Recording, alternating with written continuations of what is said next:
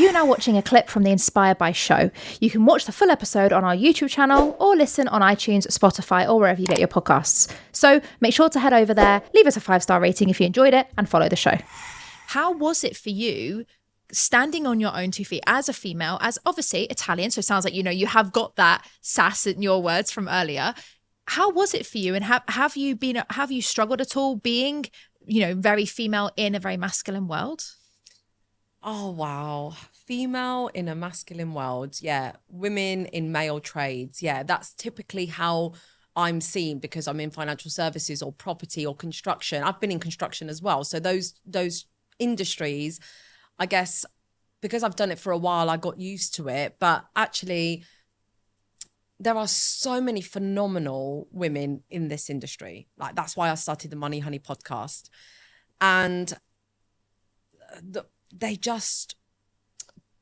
are quietly successful. They do what they need to do. They are successful. They're talented. There's so much talent, which is why I started the podcast, because I wanted to showcase that talent and give a voice to the unheard voices of the industry. But the men, 99% of my clients are men. I love the men. Like, I love men. Like, it's not like I don't have anything like there's no propaganda or my podcast is not about shaming anybody. It's actually about celebrating everybody.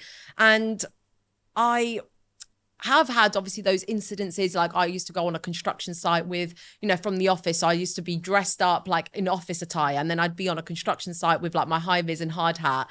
Of course you get those comments, but look, sometimes, and it's never gone too far. That's the key. Maybe I haven't let it go too far because I'm very like, no, let's get serious. Like, I can put my foot down there. So I think you have to hold your own in this space, but you also have to allow people to also find their journey. And sometimes they don't actually mean it badly.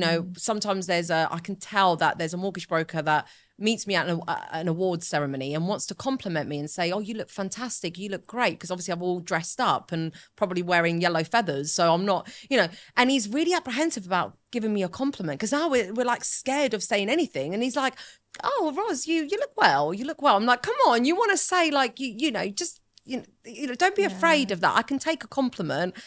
So yeah, I'm just really cool with the lads. Like, really, like, they know where the line is. I know how to set that line. I know how to hold my own. And if someone were to go out of line, I think they don't go out of line because they know I'd be like, what? Excuse me? So I think that's the fear, but please don't fear it. Please don't fear financial services, property, construction, because the men have actually been my biggest cheerleaders. Like, amazing support. Honestly, it's I can't speak for what it was like 20 years ago, but yeah, revolutionary from what I can see. And from all the women I've interviewed on the Money Honey, like, this is happening. It's happened. It's amazing.